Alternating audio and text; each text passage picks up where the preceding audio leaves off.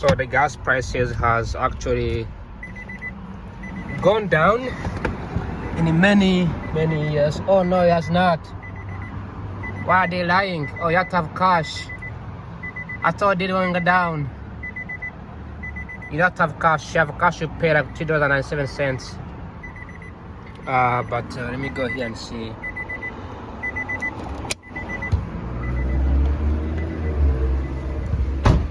So still $4 here. It has not changed. When I saw that, I was like, that had to be cool, but it was not. Has not gone down. Still high. Whoa. What's that guy?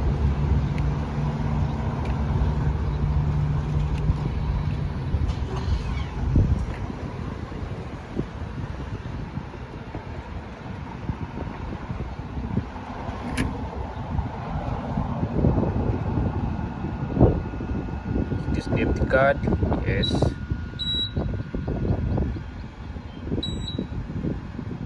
My card is declined. What's going on here? Let's see. Alright. Try again. Process. Leave the card insert. Okay.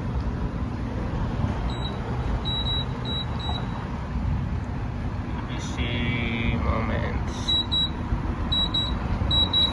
All right. No, I don't want that.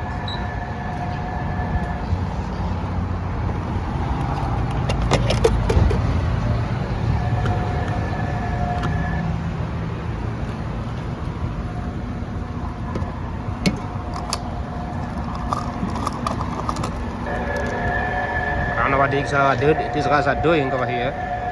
Looks fun. All right. Start pumping.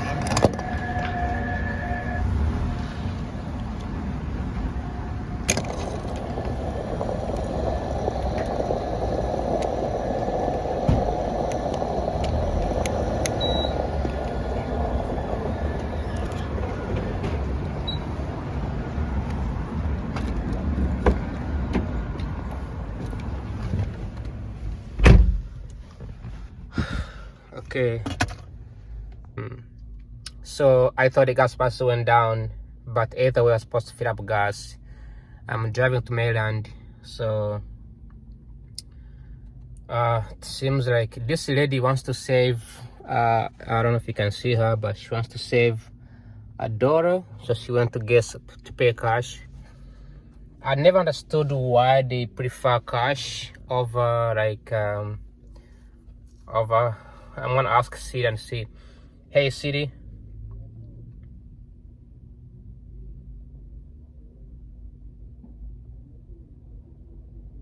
I don't know if it works, but it can work because my phone is recording. So hey Siri, why do gas stations require cash instead of debit card?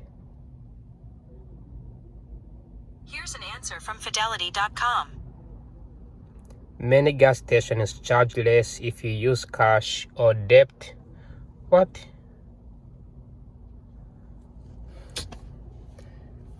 Hey Siri, why do gas stations charge less when you use cash instead of card?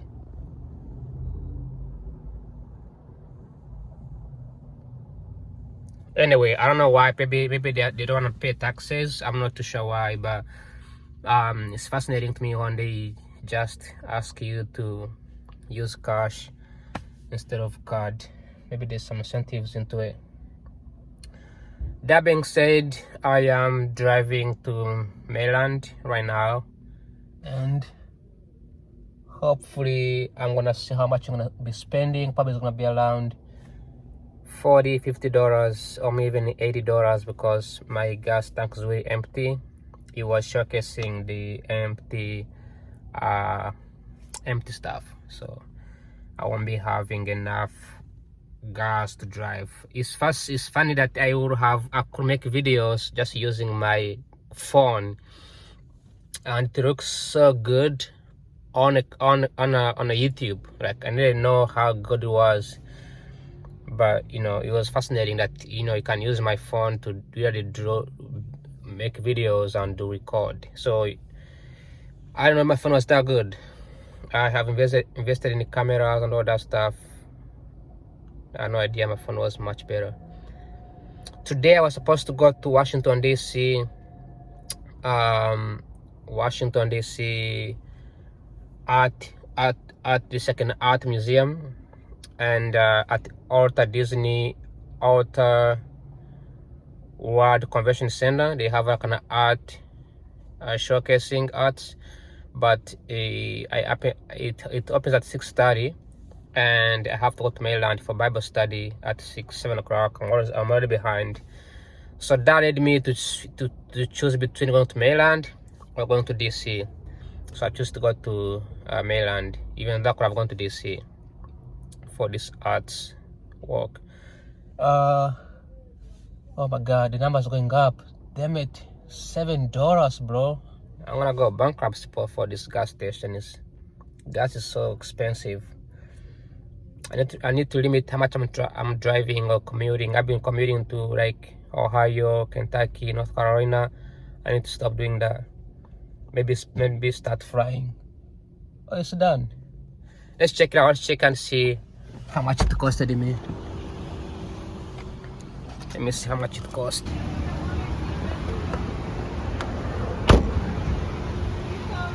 So it costs $53.58 for 15 gallons. That's a lot. That's enough to take me somewhere.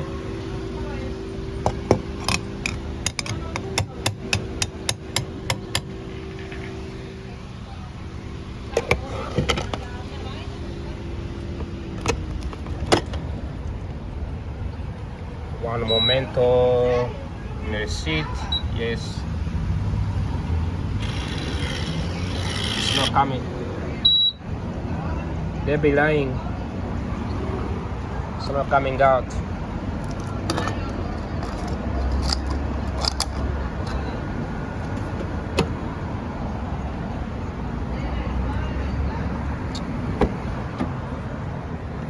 So this is gonna be really busy this coming week because the government, what is it? So I wanted to say that this is going to be very busy this coming weekend, and then the following week, pretty much the whole summer, because we have boxing match coming up, at the White House. So it's gonna be closing the whole area. We also have other things happening as well in this area. We have the celebrations of 250 years anniversary. We have World Cup celebrations. Many things happening in this year, and it's gonna be really, really crazy. That being said, let me turn off the camera. I'll be right back. Make sure my gas is closed. This is closed, and I will see you tomorrow. Bye bye. Ciao ciao. Adios. I will see you today in the evening because I'm gonna say goodbye before I leave. Bye bye. Hello. So I'm back on the camera. So it's becoming addictive to use my phone to make videos now, because before I was using my camera and I have to like change the battery, plug the battery, I have to put it somewhere. But now my phone is so easy to make my video, move around with the camera. So I made a video earlier when I was filming the gas station, showing the gas prices. When I went to fill up gas, the prices were $3.92. I thought it was gonna be the actual prices. I was very excited about it. It turns out that the prices was actually $4 and some cents. Wow, is that a police behind the vehicle? That's my camera, I can see in my window. Anyway, so I was saying that I thought the gas was gonna be cheaper, but it was actually more expensive. Just that when you pay with the cash, the prices tend to go down. So, but overall, the gas prices were around $4.05. So it has gone down to $4 only. So hopefully that will be good thing. But like I said in the past few months or so, that even if the war ends today, the gas prices will not go down anytime soon, because for one, there are a lot of ships stuck in the Strait of Hormuz. There are humans on these ships. There are people who are on these ships. These people need medical attention. They need they are going through a lot of trauma right now. They don't know if they're gonna survive tomorrow, right? They have to clean up the ocean. They have to make sure that the area is clean, right? So that U.S., Israel, and the Iran will have to spend money to clean up the shells and those military weapons to drop into the water. So it won't be safe to transport oil and gas anytime soon. All right. So that's something to be aware of. That's something to know at the moment. Speaking of gas, we have this $4 may be a new normal for the next 3 years, even 4 years. Okay. Regardless if the war ends or doesn't end, regardless if we invest in renewable energy or any other energy, we will still have to deal with the $4 per gallon gas. This is going to be a new normal moving back. If we do, it's going to be like really, really a miracle. Anyways, so let me touch on today's elections. So at the moment that I speak, South Carolina, California, and I don't know any other state, but they are finalizing the primaries. So if you don't know, I'm gonna repeat this. Primaries, it's when registered voters in a specific political party go out and vote who's gonna represent their political party. It's the first stepping stone in choosing who is gonna run. In America, when the government is when people are running for the government of offices, they have to choose a political party, and the political parties do not pay for these candidates to run. Okay, they have to touch on their pockets. They cannot raise money either. They're not allowed to raise money through things like fundraising, and unless they have like some sponsorship, but they have to be very careful when doing that. Now when they do run, sometimes they take out loans, right? Because running for mayor is running for the political position is a gambling. Then this is the first phase. So many people do register and then have to go through a process of approval. So the political party. So for instance, the Republicans have what they call GOP. I don't know what the GOP stands for. Then they have the Democrats have what they call DNC, right? Democratic National Congressional Committee, something like that.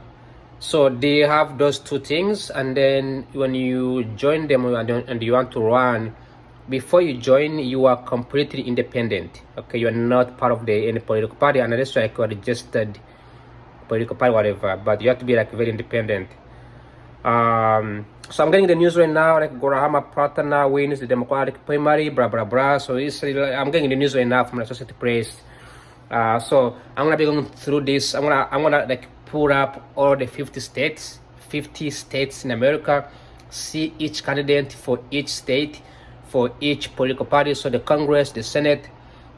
Anyway, so these different people. So let's say 50 people from an example, right?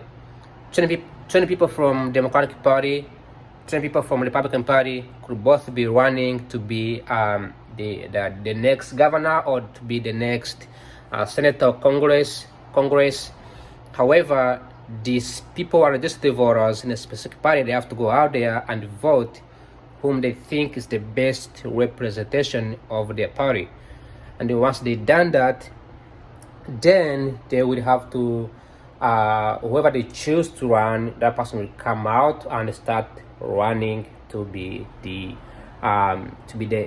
candidates who are gonna represent those people in the national stage in a competition. Then, so at the first we have a pool of different candidates.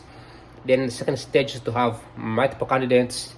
Two candidates get voted from each party. who want to represent each party on the top level. So, for instance, in DC we have we don't have that many Republicans in DC, but we have many Democrats. All right, so we have multiple Democrats running, and among those Democrats, they're gonna have to choose who to represent the Democratic Party for the DC mayor. Okay, same thing with Congress, same thing with senator, same thing with governor. All right. Personally, I do not care who gets to run to represent the political party in a given constituency, district, or county, city, state, or anywhere. What I do care though is who gets to be voted on the final vote. Okay, so for instance, in California, they voted Bachera, whatever the guy is. Like they voted, like, different people, right? And that person is going to be competing. Those two people competing for the same. Those two people competing, and then on the final, the Democrats, a person who represents Democrats, and the person who represents the Republicans, they get to debate who's going to be the best candidate leading their political party. Each one has to have their own agenda and their own goals, what they're going to accomplish. So on the final stage, that's when they will have one person getting voted. So when they go to vote on the final, the Democrats and the Republicans, they go and vote on the final, and then they get to choose which person in a specific party is going to represent them on a level of high level. If it's governors, the governor level. It's the Senate, the senator level. If it's Congress level. They also have state Senate, state congresses, and federal congresses, federal states, something like that. The biggest challenge about United States, which is also funny, also pretty good, is that they have what they call swing states or swing voters. Okay, Donald Trump has been winning all the time because people swing. For example, you can have many Democrats running for the Democratic candidates, including Kamala Harris, but then you have other Republicans running to be presidents, including Donald Trump. But people guess the Republican Party votes Donald Trump to be a representation, to represent them, and then the Democratic people who are Democrats, who are Democrat registered Democrats, they get to vote Kamala Harris as the best candidate. However, on a stage, as they both debate, Donald Trump gets to win the Democrats more. Okay, so when they win those people who voted for the for Kamala Harris, they get to be convinced enough. They feel like they believe in Donald Trump, and they vote for Donald Trump. That is a blow. That's what they call blow. That's what they call swinging. They swing from that side to this side. Okay, so during that process, usually politicians will lie a lot. They will lie. They will abuse each other. They will say things about false information. So somebody will be like, James, I saw him at Starbucks last time, and he was doing this and that. You're supposed to be doing this. Don't vote for him. Even if it's a lie, they will say, right? So they do that so that they can convince people. People can say, "Oh my God, I believe James was a good guy. Now he's a bad guy. So I'm not gonna vote for him." So those the ideas. The goal is to make other people either stop voting for that candidate or switch for another candidate. There's what they call loyal supporters. So you have loyal Democrats and loyal Republicans. These people are really, really bad because when they choose not to vote when they don't like the candidate in their party, they may choose not to vote. These people are known as like default whatever. So for example, a Democrat, for example, Kamala Harris, when she was running, she was the Democratic Party candidate, most people refused to vote despite being Democrat loyal candidates because they didn't like her, and they couldn't vote for Trump either. So those are the issues that tends to happen in America, and it's kind of cool. It's kind of fascinating. Okay. But so that's what I'm gonna go through tomorrow. I'm gonna go look at all. I don't know if the votes have been finalized, but still waiting for the final outcomes. And when final outcomes comes up, we're gonna have to check the whole polls and see who's not winning, and hopefully make decisions on who's gonna be the best candidates. Who's coming? I'm interested to know who's coming to DC. Okay, who's coming here as the new governor, as a new Congress, a new Senate. Okay, who are they gonna send? Because each state must send somebody in Washington DC. They can choose two things. They can take away who's here, kick them out if they are useless, or choose the same person who's gonna come here and and right now there is a lot going on for the people who live in DC because Donald Trump is on their ass, right? He's bothering them. So there's a possibility that Democrats will lose votes who are already in power, and Republicans will also lose votes on the power. So there's a possibility there's going to be a huge change. Why? Because people are pissed off. For one, if you're a Democrat and you cannot stand up against Donald Trump, you're no different from the Republicans. If you're Republicans, you're afraid to criticize Donald Trump, you're also a traitor. So these people are it's gonna be a very interesting time here in November, come November. So once they get voted, they get chosen, from starting in July, they're gonna start campaigning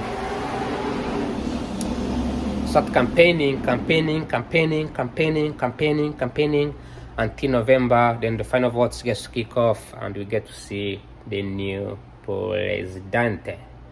All right, thanks for watching. Always, bye bye, ciao, adios, and I'll see you tomorrow. Take care, bye bye.